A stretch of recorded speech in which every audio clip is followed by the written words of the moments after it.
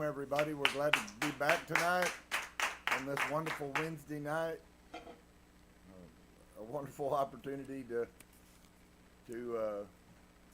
get to look further. I don't know how many of you've been paying attention or pondering. I hope most people are. It really has a lot of weighing in the balance statements in this book, which is one of the reasons that I felt like that we needed to look at it again. You know, every year it seems like about a year we go through this, and it seems like it, for me anyways, it just seems to get bigger and bigger every time we go through it. There are more and more smaller pieces that are in our everyday life that we're supposed to desire to be exposed, but of course the scripture tells us about that not everyone wants to see the truth, and so it makes it very difficult, because if you're someone who does want to see the truth, then as the typical outworking and proof of that is that you want to also help people. So when you try to help people that don't want to be helped, then maybe some of you've experienced that. It never works out very well.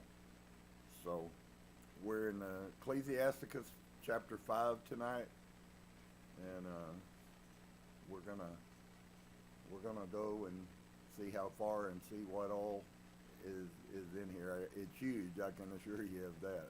So let's pray, and then Mikey's going to blow the shofar for us, and we will go from there.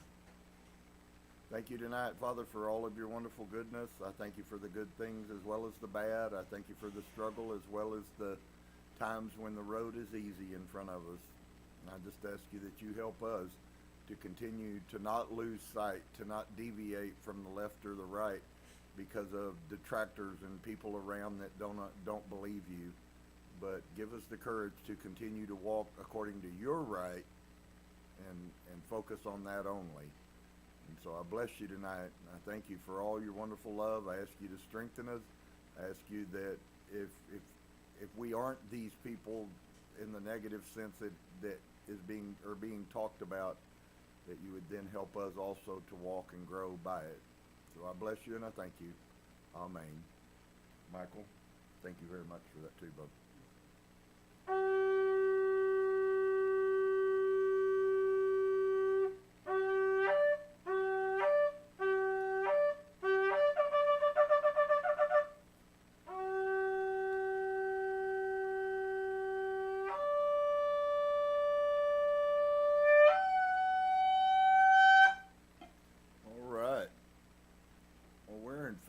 Chapter 5 of the book of Ecclesiasticus, and we'll see what it has to add to all of these things. I don't know about you guys, but I've failed in a lot of areas. It's like every week when this gets exposed, then it's like it's all week long, as it's just like a TV show, and it comes and it comes and it comes, and sometimes you catch it. You know, I think the truth is that if we catch anything, then the time wasn't wasted. So it says, set your heart upon your goods. And so here's a piece that I saw going into this. We've kind of been taught really poorly in every way. We're either taught to be greedy, self-centered, narcissistic people, or we've been taught to be people who are humble and don't even think. And unfortunately, either one of those two is as bad as the other. While I admit one is certainly better than the other. So what is he trying to say to us here? Set your heart, set your mind, heart being Hebrew, understanding of the word heart, understanding is mind, and set your mind upon your goods. So for all of the stuff that is read and taught in Christianity in the New Testament, I think unless you have this understanding, you will also misunderstand the pictures that are attributed to being spoken by Yeshua, whether he did or didn't, or it was some Roman scholar that wrote them. That still remains to be seen, although I believe there is a lot of historical evidence that proves that it was the one and not the other. But to set our minds upon our goods and say not, I have enough for my life, is a balance concept. If I only focus on what I have, and by virtue then what I don't have, then we're very prone to get out of balance. And the hardest part about life is balance. Too much of anything, even if it's deemed to be good, inevitably turns out to be bad. And the same way, too little of things turn out to be bad. So it seems like here that he's trying to get us to get a hold of the fact that you are supposed to be conscientious in this earth. You are supposed to work hard. You are supposed to pay your bills. You are supposed to have money in your pocket to help people. You are supposed to do those things. And you can't do those things without finances, which was always, I haven't ever known a preacher that wanted to be pastor in a poor church. It just doesn't work out very well. So, although that is in many cases and in many ways are the doctrines that are taught, instead of the right doctrine about why we give and how we give in a manner in which Elohim desires for us to. You guys probably won't get that as much from me because I very seldom talk about money. I figure if you're past about 12 years old, you ought to know, if you've been around, you ought to know how to behave. And if you choose not to, then you just curse yourself. It's been a really wonderful revelation in the last week or so, even though I don't really like it. I mean, I'm glad to have the revelation, but I don't like it. But oftentimes, and we're going to find that out here because he goes into this as we go a little further, many times we miss the point. We get hung up on a piece and then we sidetrack and we get away from the other. We learn things and then we forget about them and we have to learn them all over again. Anybody besides me have to do that. So set your heart upon your goods. In other words, we're not being told here to not pay attention to what we have. I've watched people over the course of my life that they buy a car, which is about as close to an investment as a house is, and then they don't do the things that are necessary to take care of the car. And then when the car breaks, now they complain and moan because now they got to buy a new car again, with which they probably will do the same thing all over again. So is there a responsibility, if it really is true that Yehovah gives us things, then are we responsible for what we do with the things he gave us? That ripple in the pond, folks, goes all the way to all the teachings that I've shared over the last few years about raising children. Is there going to be a price to pay for parents for how the children turn out? If your answer is no, then by all means go do whatever to your kids, whatever you want to do to them.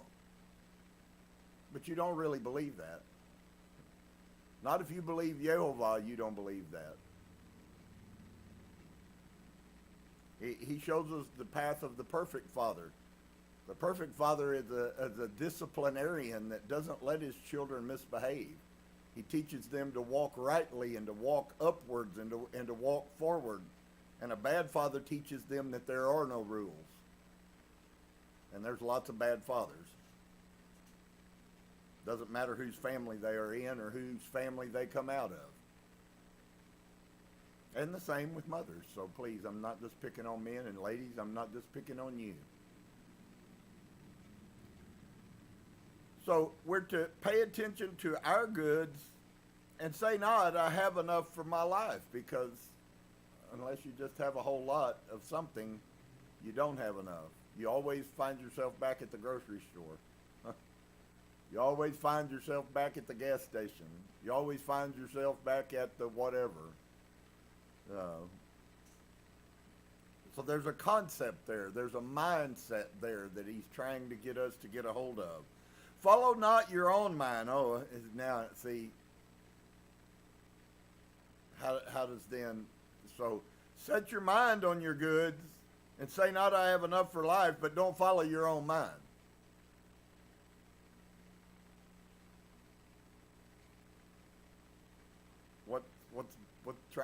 What's being said here? Follow not your own mind and your strength to walk in the ways of your mind. So the connotation here is that if you're following yourself, well, how could we fix that? How could we navigate so that we're not following our own minds? And if you're not following your own mind, then you're following one of two other sources of mind. It's either Yah's mind, which is the one that's intended in this situation, or you're following, however you want to say it kindly, the devil's mind, the world's mind. They're the same thing. So follow not your own mind. So what does that mean to us? We have to take the initiative to set our minds upon our goods, and then we also have to not follow ourselves. Well, why? Because we might decide that we need to do such and such with our goods. We need to do such and such, and we need to do such and such, and unfortunately, the people that do that inevitably encounter a lot of really bad things, because without Yehovah and without his wisdom to guide us, guess what? The probability is that we're going to make the wrong decision.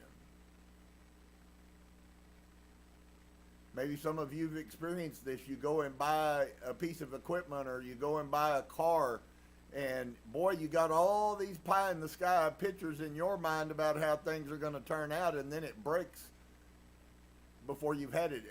Ever been there? I have. I've had to have the car I bought pulled home. So follow not your own mind and your strength to walk in the ways of your heart. Your. If it's your, run from it. And look at how common that is in our society. I, me, or my? Mostly my. And I. And me.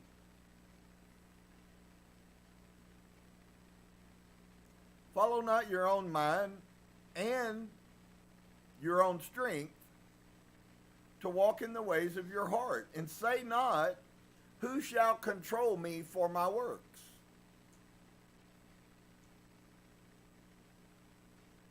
So go in this direction, and if you choose not to,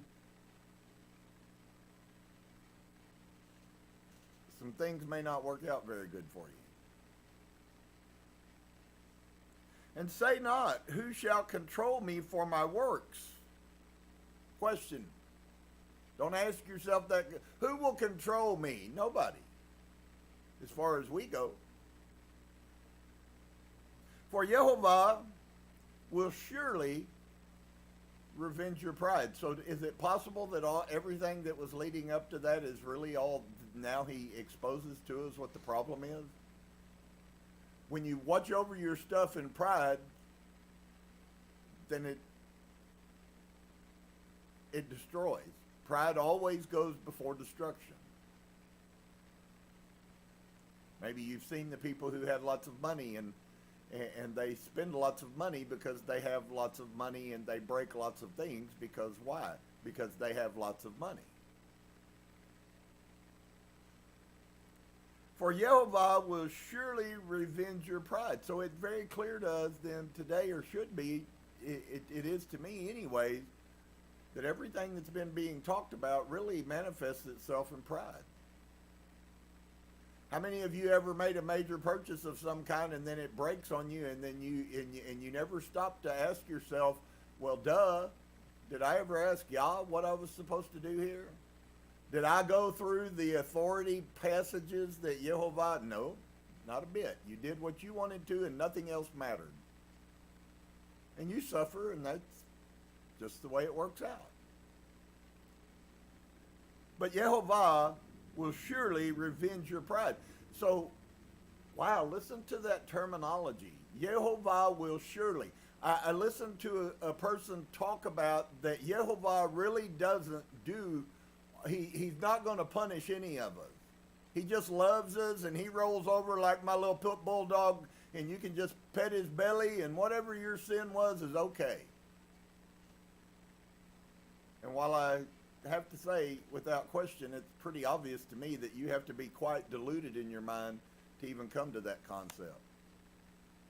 Do I believe he is merciful and long-suffering? Absolutely. But he also explains to us who he's merciful and long-suffering to. And not that he doesn't show mercy and long-suffering to people, and he speaks that here. So, who shall control me for my works? That could also be tied to the concept of ain't nobody going to rule me. And you know what? You're right. In a way. So surely Yehovah will revenge your pride. So everything that we've been talking about in the concept is then manifested according to pride. So I can watch over my stuff and not be prideful about what I have. I can watch over my stuff. If I have a rifle, I can take care of my rifle. And because I take care of my rifle doesn't mean that I'm in pride, or a guitar, or whatever it is you're talking. In fact, to be quite honest with you, you're already in pride when you take things and you are bad stewards of them. Because Yehovah doesn't let his things go to destruction, and neither does he expect you to. It's pride. All of it's pride.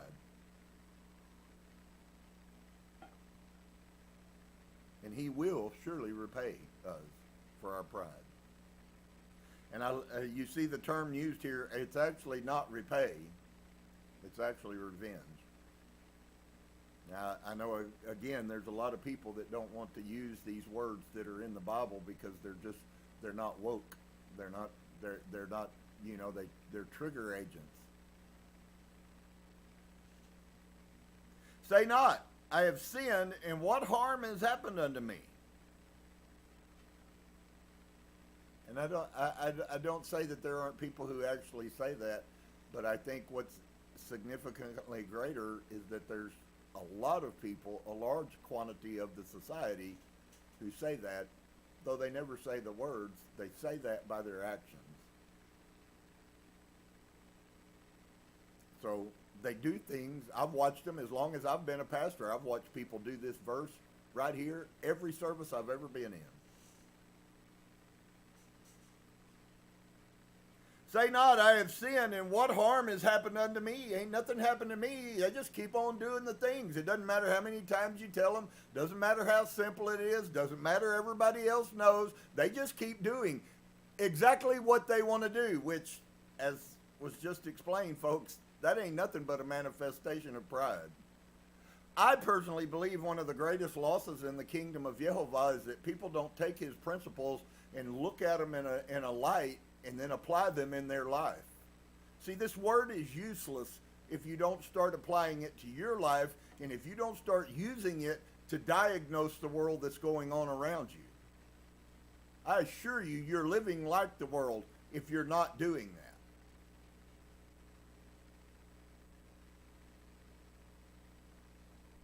that. Say not, I have sinned, and what harm has happened unto me? I got away with it. I don't have any struggles. God hasn't punished me. Well, not yet.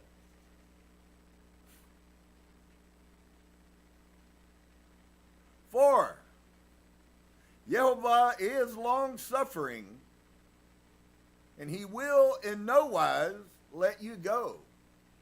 So to all the scholars out there who are telling people that it's a seeker-friendly world and everybody, no matter where they are, we should just all be kind and let sin go, I'm sorrowful. That's not what the Scripture says.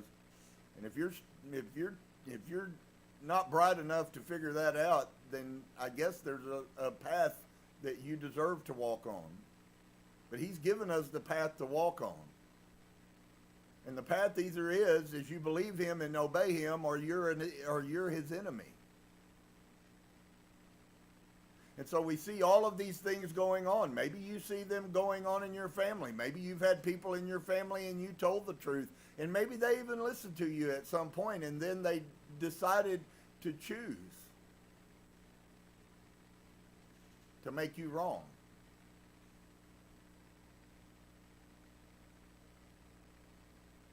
He will in no wise let you go. There's not one of us that's going to escape anything, folks. We are just as delusional as the left woke in America is. If you really believe that a little boy can flow, I want to see it manifested. I want to see that little boy naked stand there and turn into a girl in front of me. If you can do it, that's a different animal. Now we scientifically have to start talking about people flowing. But until you can do that, you can't prove that, and it ain't no more real than evolution is. Why does a monkey look like a monkey? And why does an elephant look like an elephant? Why doesn't an elephant look like a woolly mammoth? And why doesn't a woolly mammoth look like an elephant? They're genetically, we know that they have to be very close to each other DNA-wise, but they're not the same creature.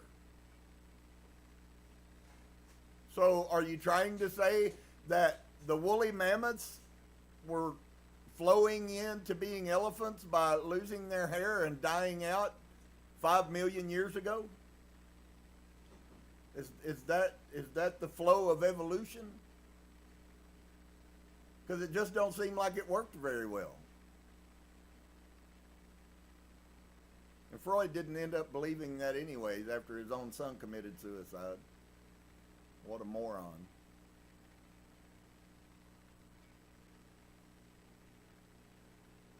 Say not, I have sinned, and what harm has happened to me? Brothers and sisters, I'm going to tell you a little secret that I think most of you might already know.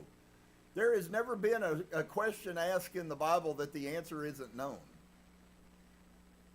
He's not asking you here. He didn't ask this. He didn't make this statement in a question form because he didn't know the answer. He made it so that we might think about it and get some revelation about. Because the answer to this, folks, is never going to change, and it's happening everywhere around you and everyone that you know. There's not a person sitting here. There's not a person in Austin, Texas. There's not a person anywhere on the face of this earth that this word isn't happening right this second. And people sit and think that they get away with it, and they don't. It's just a matter of when, y'all. Can't tell you the times he said there's days coming. For me, that usually means that somewhere in the very near future, somebody's about to have a calamity and they're going to pay a price. And I have to tell you, if I told you all the people that I've watched die after y'all said that to me, it would shock you.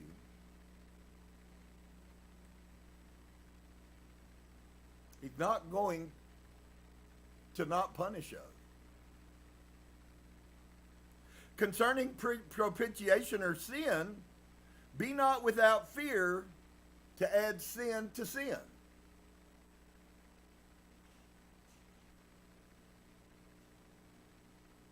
So concerning the action of sinning,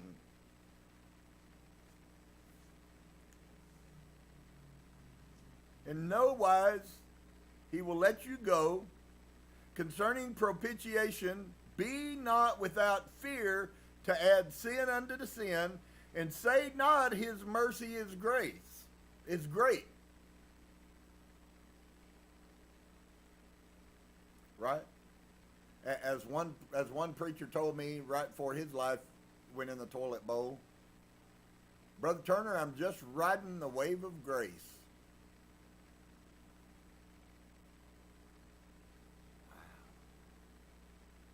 So then, according to that belief system, which is very prominent in Christianity, according to that, we really are all sinless.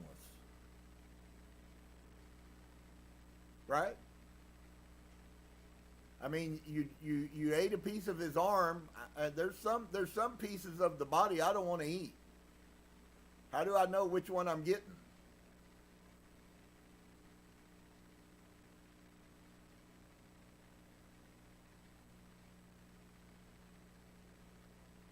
And say not his mercy is great, he will be pacified for the multitude of my sins.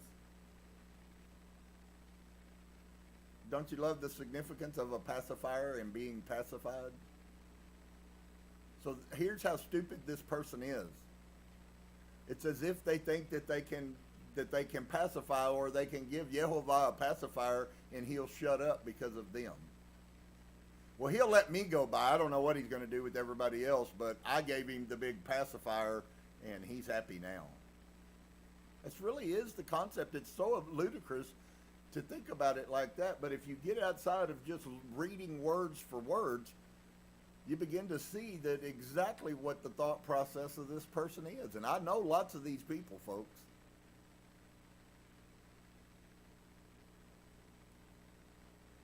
And say not his mercy is great, and he will be pacified for the multitude of my sins, not y'all's, mine.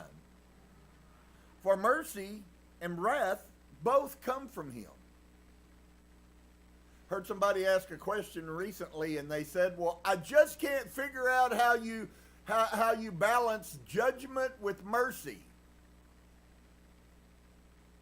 And I think it's a valid question, but it's really a very simple question.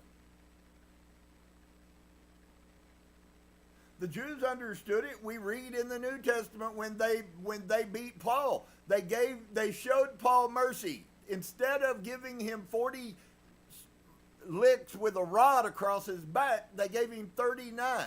In other words, the judgment wasn't stopped, but he didn't get all that he deserved, because the punishment for his infraction was 40, not 39.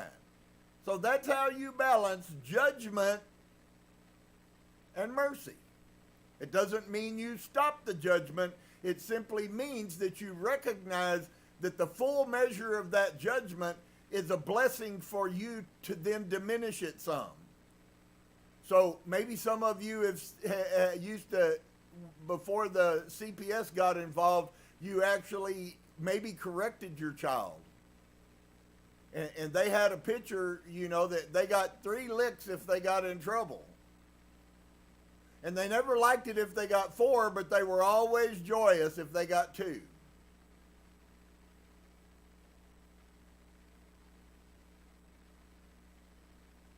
Check this out.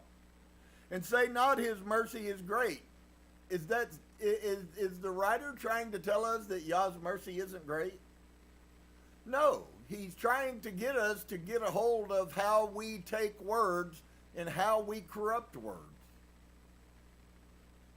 I told somebody recently, I said, you try to over-spiritualize everything. Wicked people are not blessed by Jesus, and he didn't help them, and they're not in a better place, folks. Quit lying to your people that you know and that you talk to. You're supposed to know better than that. That's what people who don't know who Yah is, that's how they think.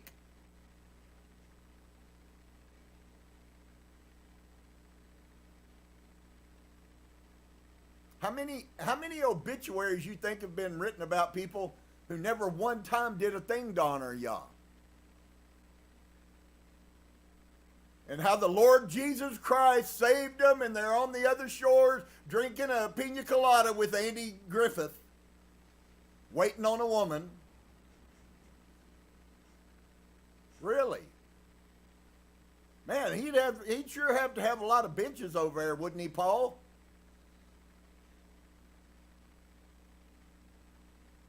And I'm not against Andy. I liked Andy. I got to sit at his desk just a few weeks ago. Get locked up in his jail.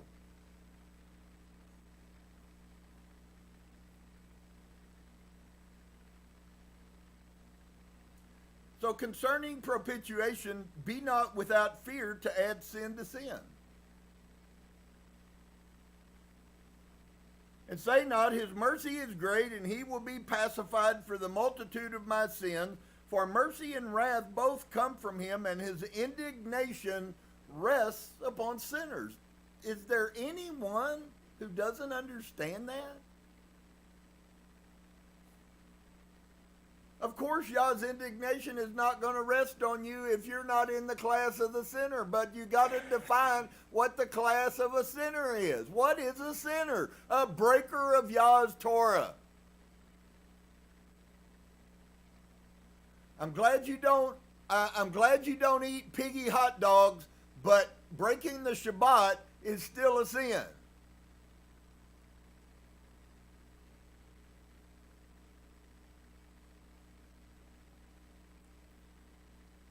And his indignation rests upon sinners.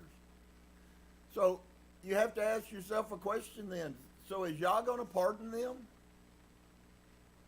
And if we truly apply the true definition and understanding of what a sinner is, folks, that's a lot of people that most of you wouldn't consider being a sinner.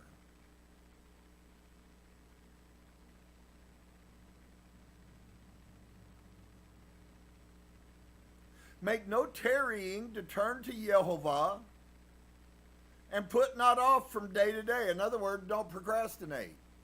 Turn quick. When you mess up, we read last week what? Don't be ashamed to admit your sin. I failed horribly.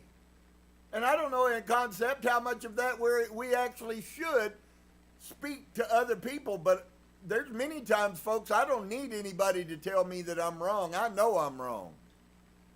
What I do need to do, though, is be honest enough with Yah to admit that I'm wrong. And I think it's a little bit more important that he knows where our heart's at than other people do, although it's good for other people to know where we are also.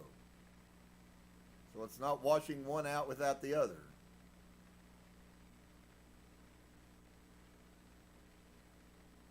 Make no tarrying to turn to Yah.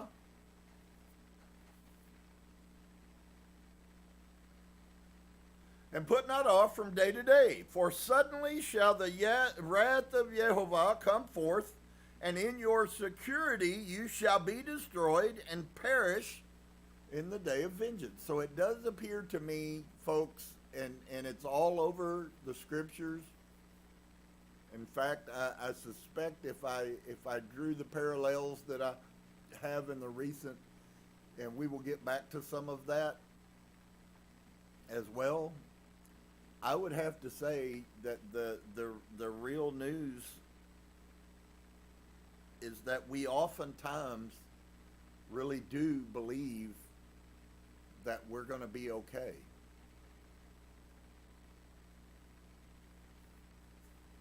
I don't like it. Them are some hard words. Should we be working every day towards being a better person? Ask yourself, have you been? Because I believe that there is a very large, I'm not talking about people who use that as a trick. I'm not talking about deceivers and manipulators trying to manipulate people. I'm talking about people who can honestly say to their self, and I'm not talking about the liars, because many people lie to their self worse than they lie to other people. I'm not talking about those. So all the words that I've said, you might ought to go consider those things that I said that are outside of this.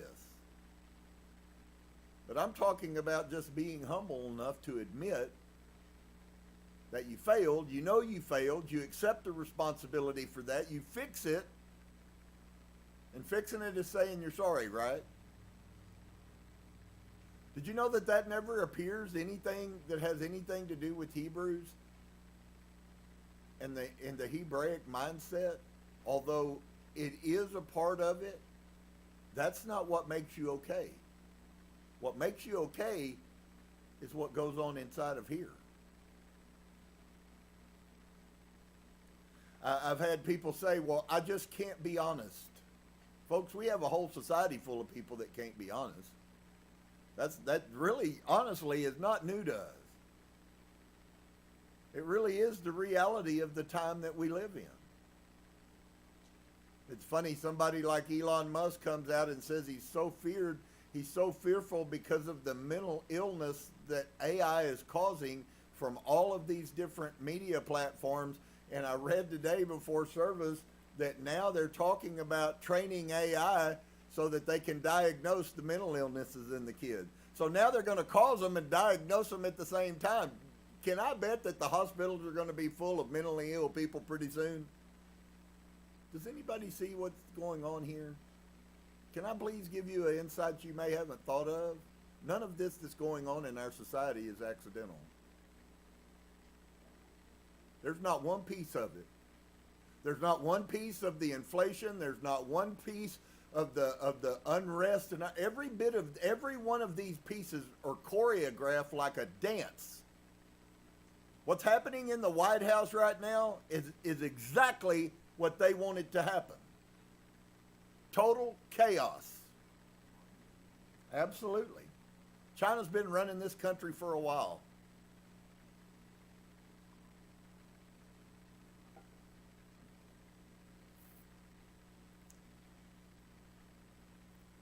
Make no tarrying to turn to Yehovah. So, wouldn't that come out of then? Wouldn't that kind of be a proof that works out of your heart? Stop and think about Adam. What did Adam do? He ran. Did he run to Yah? Do y'all think there might have been a difference had Adam run up to Yehovah?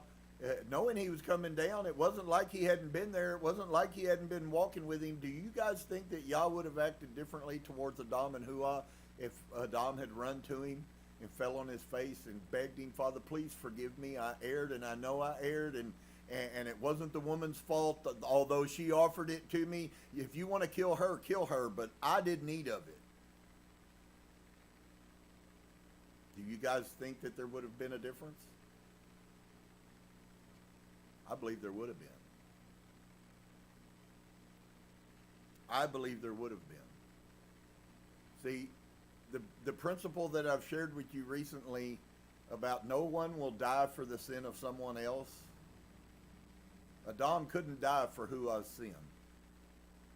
He died for why? Why did Adam die? He died because he also sinned. Had he stopped, have you ever even taken a second to ask yourself, if he had not eaten, would he have been a sinner? Would he have broken the Torah of Yehovah if he had not eaten? Did it matter who offered it to him? Did it matter how they offered it to him, why they offered it to him, where they offered it to him? Does any of that make any difference? So only in the act. See, we have in Christianity, because of what the Romans were using for manipulation against people in the teachings of Jesus. But I'm sorrowful, folks, if you're going to go to hell for your thoughts, we might as well just all kill ourselves.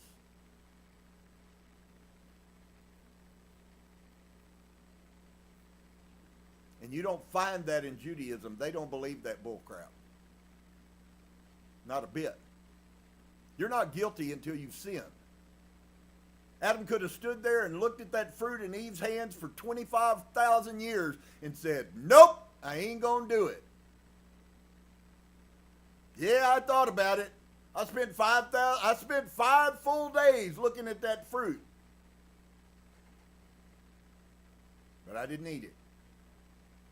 See, do you understand how corrupt our minds have been made with these false doctrines? We sometimes have 5 different decisions about a situation before we finally come to the one that we even can deal with. Like, well, where are we going to go for supper? I don't know. Where do you want to go? I don't care. I don't care. I don't care. I don't care. Well, we could go eat Chinese, or we could go eat a hamburger, or we could go do this, or we could go do that. So am I guilty for all of them? Did we go to all of them? No. Inevitably, the only thing that matters as to how fat I get is which one I went to. Unless it was a keto bar or vegan Chinese food, which we were scared to try. Real truth. They really are vegan Chinese bars.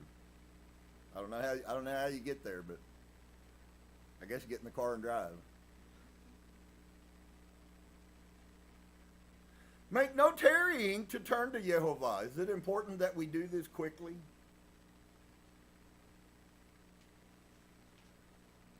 So for you that are listening, please hear the words. What we've been programmed to do is to be scared of the sin and not scared of the one who's going to punish us for the sin.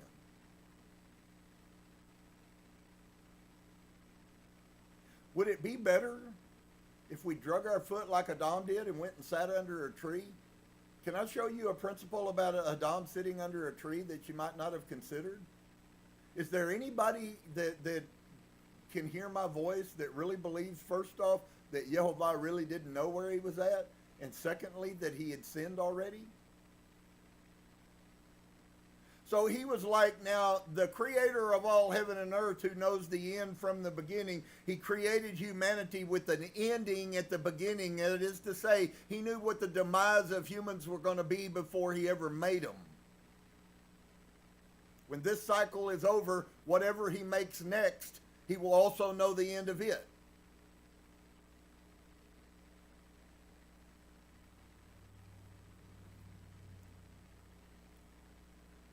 Make no tarrying to turn to Yah. When you mess up, you mess up. Let me change those words around, because I don't want to trigger anybody. When I mess up, I do it royally. I seldom make little stupid mistakes. I make really big stupid mistakes.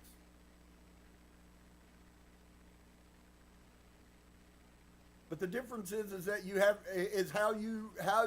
what you do after you make the mistake. Make no tarrying to turn to Yah, and put not off from day to day. Oh, well, I'll go tell Yah I'm sorry tomorrow.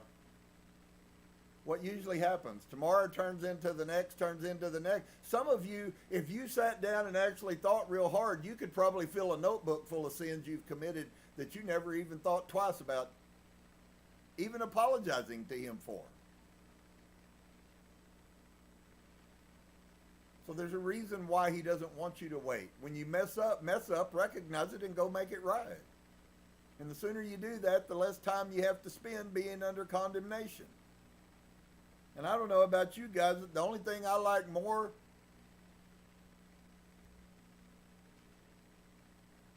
is not doing something to put me under condemnation. But when I do something and it puts me under condemnation, I want to go make it quick. I want to go fix it now. So I can let it go and go on with my life and try to build and heal and not spend the next 2 weeks walking around depressed with my head down because I failed. Anybody here today? Folks, I'm not against it. I desire for us to all be successful. There's many that won't be. There's many that will hear my words and my words have life in them, and they will still live a life of hell and torment. I know too many of them already that are. So it's okay if you think I'm wrong. I don't mind. I'll let you live a life of hell and torment. But to those who listen and understand, Yehovah has a path. It is his path. And it doesn't look anything like your plan does.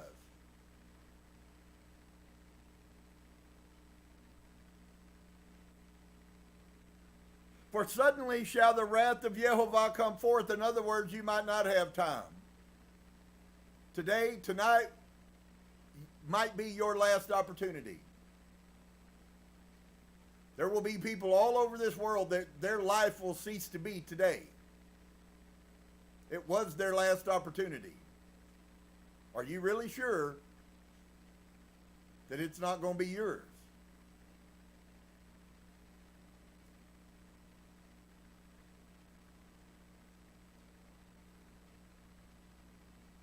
For suddenly shall the wrath of Yehovah come forth, and in your security you shall be destroyed and perish in the day of vengeance.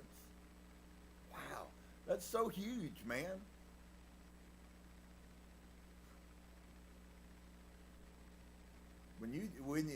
There's a concept of what Paul taught, which actually drops right in there. Said, when you think you've done everything in your standing, be careful, because that's when the feet are about to get kicked out from under you. It's kind of the same spirit.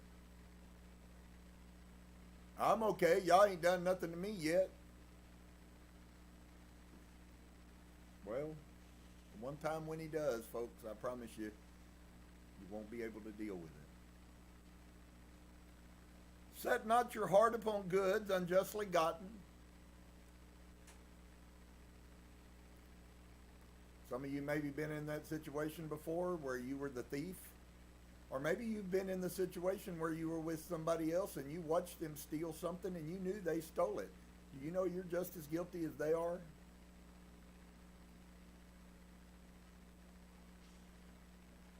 I know I got castigated by 100 different people, and I have never one time encouraged anyone to leave their families because of the sin that's going on. I've only encouraged them to leave the sin, and if that stays attached to your family, well, then you figure it out for yourself. It's not people that I'm trying to get us to separate. It's the wrong. And that wrong coming out of someone else to you is seed. Some of you have lived your whole freaking life being seeded by a bunch of pagan people, and you can't understand why your life is so hard. And the first thing you'll do is go right back to them. If that's the way you want to live, good to be. I'm struggling enough just to keep me trying to walk a straight line where I can be at peace in my mind. I don't want that crap around me.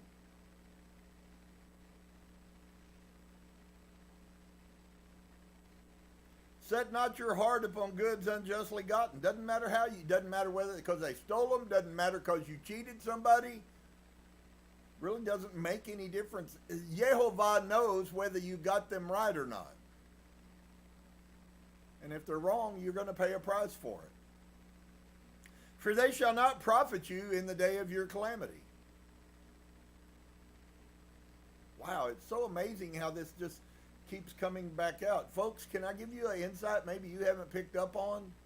Every one of us have a day of calamity and a day of vengeance that's coming. Every one of us have that coming. Whether you walked good or walked not. It just simply how horrible that day is for you is determined by what you did and how you did what you did. So a person who committed a sin and took care of the problem, their day of calamity isn't going to be as bad as somebody who won't listen and did the same sin but didn't take care of the issue. They won't be the same. I don't know, maybe they call that equity. You get what you deserve. Not equal.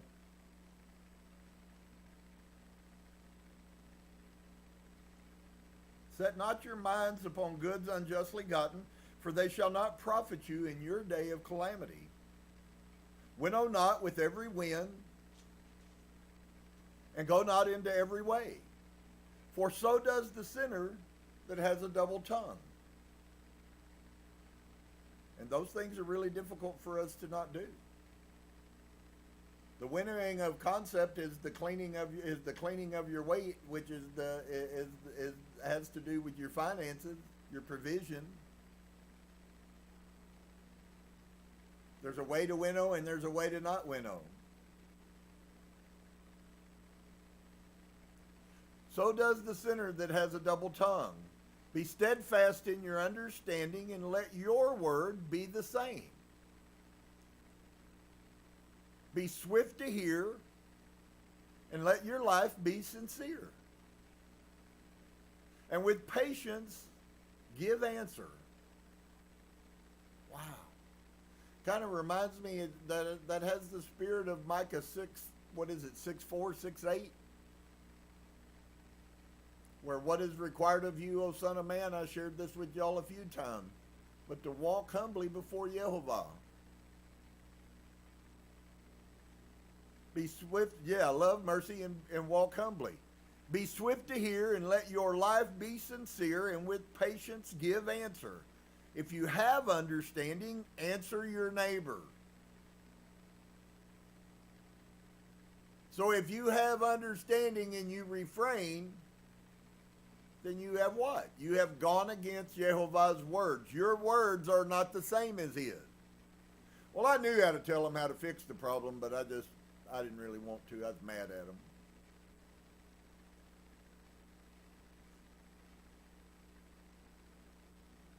And it goes on every day. If you have understanding, answer your neighbor, and if not, put your hand over your mouth so that you don't speak.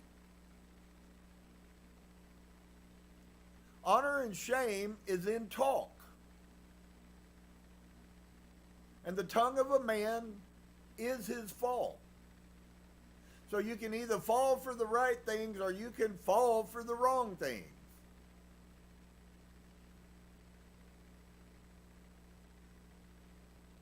Be not called to whisper, and lie not in wait with your tongue. My gosh, these tongue things, man, I've seen so many different manifestations. I've been guilty of so many. This is one of the, this whole tongue concept, folks, is a bad deal. It is a bad deal for us. Be not called a whisper. That could also be let me see. Could we dare to say a murmurer and a backbiter?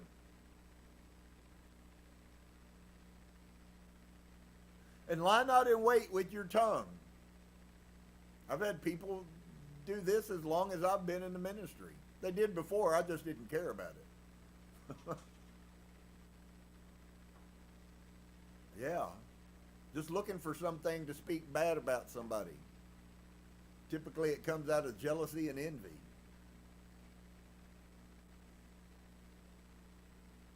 Those are two horrible beasts. Jealousy and envy. Almost always. Jealous people are almost always envious. Somebody has good success and somebody's jealous of it, they're going to do what? They're going to go talk about it in their back, go over and find anybody that'll open their ear and listen to them. Some of you have been talking to people and talking bad things to them. All you did is found a sucker who's willing to sit down and listen to you. That's all you're not accomplishing anything. In fact, all you're doing is making them guilty of sin and yourself guilty of sin.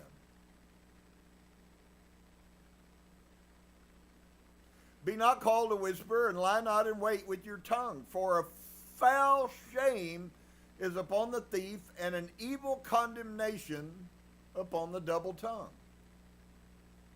I hug you and tell you I love you over here, and then get in the car and talk bad about you. God, I've run more of those people off than your people have a clue of. And if you find out somebody's like that, the smartest thing you can do is suffer with the pain and run them off. Because they ain't going to do nothing but ruin your life as long as they get to stay around.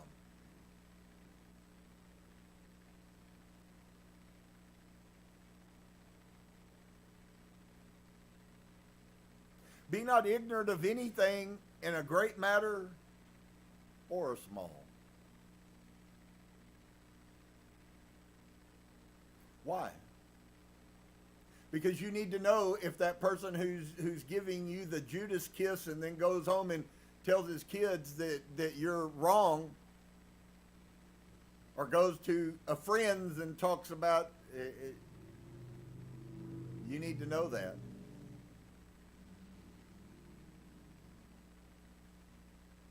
Not much power in a person who says that they're friendly towards you and then they stick you in the back with a knife. Is there?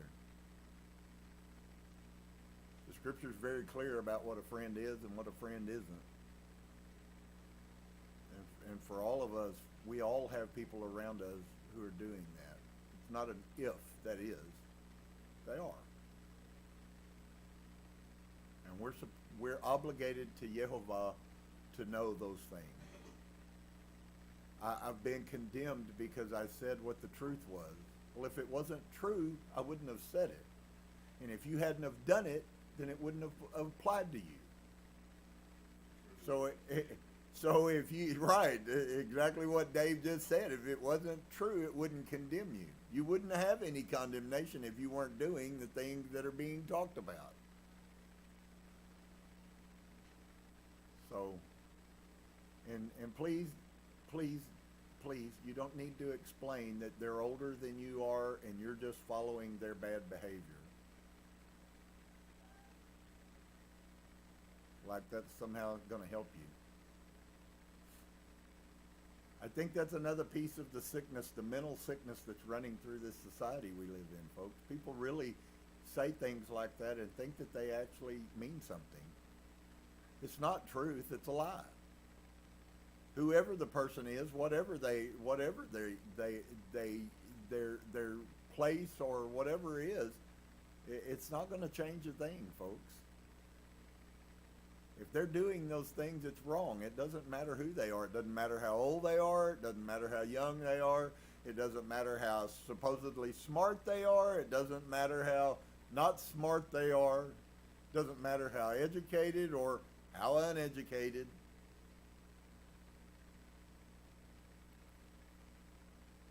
There's a lot of things that we've lost that used to be present in our society, even amongst sinners. I look back and think about the sinners that used to come over to my dad's house to drink beer and play music all night, and those people had more integrity than most of the people I know that go to church. If they told you they were going to do something, they did it. There's something wrong in the cosmos. Oh, I know that's a conspiracy theory. Everything is just hunky-dory in God's kingdom, folks. He's been waiting for the world to get to this position. We've so evolved that look how peaceable all men are. Look how we love each other and take care of each other.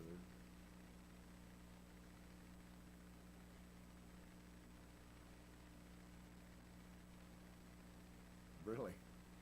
I'd like to see some of that, huh? Some of you would like to see some of that as well.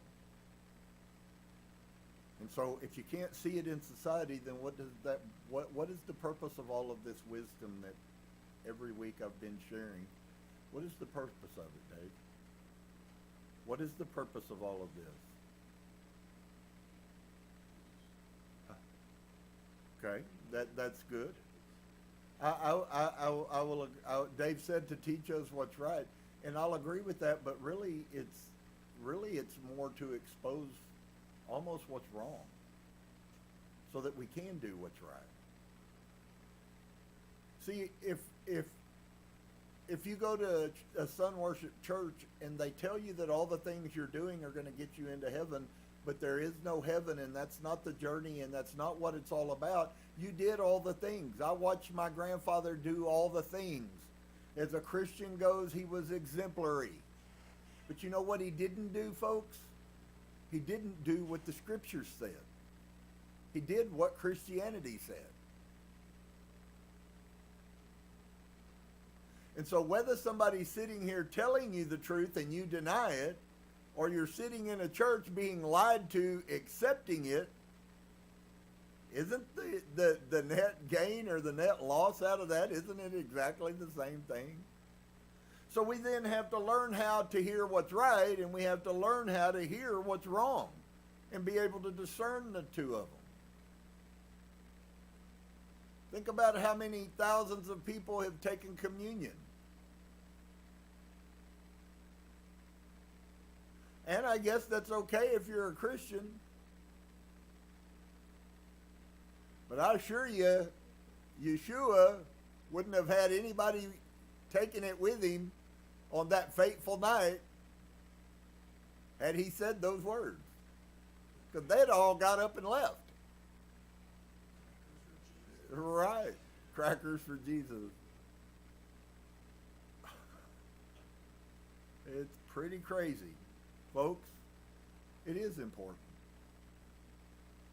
If you want to walk in your life, maybe you would take one of those scriptures and maybe it'll hit your spirit. Maybe some of you have been noticing that.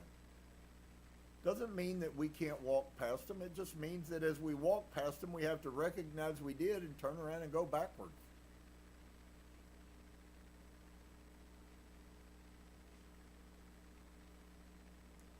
It's never going to be easier for you to correct your mistakes later than earlier. Because typically what we end up doing is we end up forgetting what we've done. And according to what I just read to you, that's not going to work out very well for you. And I don't know about you guys. I want it to work out well for me. I feel like my life has been blessed and cursed. I've had a good life, I guess, as far as good lives go, but man, there's sure been a lot of struggle. Anybody besides me here?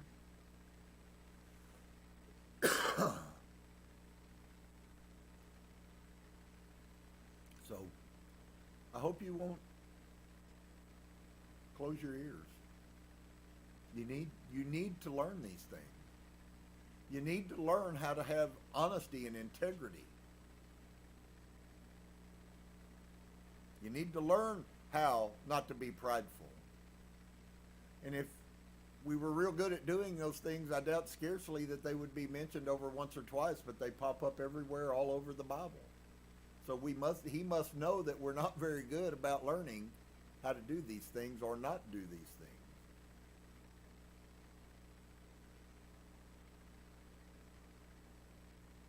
But in his faithfulness, he still continues to put it in front of us. And those who want to hear will hear, and those who don't will suffer the consequences of not hearing. And for the most part, none of us really have a whole lot to do with that. Because just as it was appointed unto every man once to die, and then the judgment, we don't know what day that's going to happen on.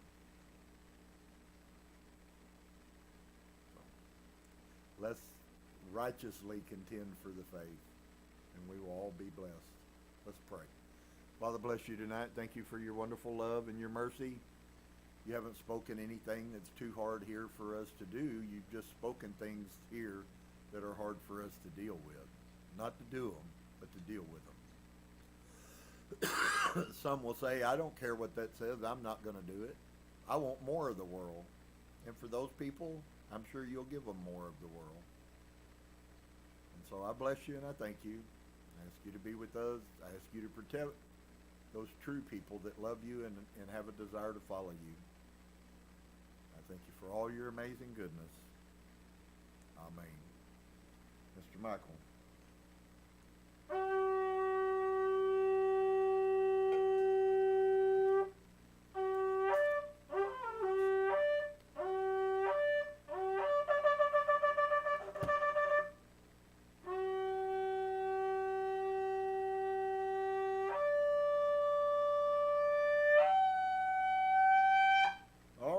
Well, shalom to each and every one of you. I hope that you have the remainder of your week is blessed and full. I hope that you have victories, many. I hope that all of us come to a place to where we begin to have more victories than we have failures. Some weeks it's questionable, huh? Or am I the only one that struggles? But I believe if we continue on this journey, little by little by little, we will come closer and closer to bringing his character down to this earth. And I think that's really the highest calling that man has, is to bring Yah's character to this earth in my life. And what better to humanity could I do than that? Can't think of anything. So, shalom to each and every one of you. We will be back at 2 o'clock on Shabbat. Hope to see you then.